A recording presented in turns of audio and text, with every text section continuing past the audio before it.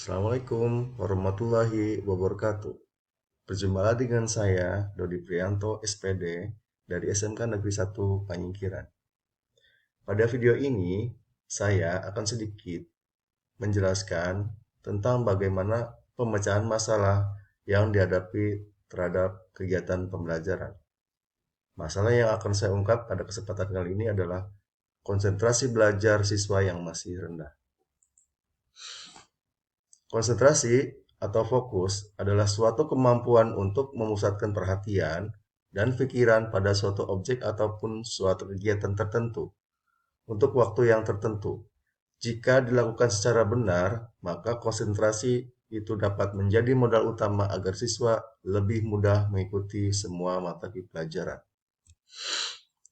Permasalahan yang saya hadapi adalah akibat adanya efek pandemi yang melanda pada kurun waktu yang cukup lama, yang menggunakan pembelajaran dari rumah masih berdampak sehingga mengakibatkan ada beberapa siswa yang masih kurang memiliki konsentrasi yang baik dalam belajar. Konsentrasi belajar ini juga merupakan salah satu faktor penting yang dapat meningkatkan prestasi. Didapat bahwa nilai harian pada pembelajaran mata pelajaran pemeliharaan dan perbaikan peralatan elektronik hanya mencapai 60% dari batas kelulusan. Akar permasalahannya adalah rendahnya konsentrasi belajar yang masih rendah siswa pada pembelajaran mata pelajaran pemeliharaan dan perbaikan peralatan elektronik. Masih rendahnya hasil pembelajaran mata pelajaran pemeliharaan dan perbaikan peralatan elektronik. Mungkin penyebab rendahnya konsentrasi belajar itu adalah yang pertama adalah terlalu banyak tugas yang diberikan oleh guru, sehingga menyita waktu dan membuat siswa akhirnya mengalami kelelahan. Kemudian juga mungkin disebabkan karena adanya gadget yang berlebihan. Berikutnya adalah suasana belajar yang tidak kondusif, baik di rumah maupun di sekolah, yang membuat kita tidak merasa nyaman dalam belajar. Berikutnya adalah pola tidur yang kurang berkualitas, dan kurangnya minat terhadap mata pelajaran tertentu, kemudian rendahnya motivasi dari diri sendiri dalam menentukan target hasil belajar, dan yang terakhir adalah pola makan yang kurang sehat sehingga dapat menyebabkan terhambatnya proses metabolisme tubuh sehingga bisa mempengaruhi kerja otak yang kurang optimal. Alternatif solusi yang bisa saya sarankan pada video kali ini adalah yang pertama, hindari gangguan belajar.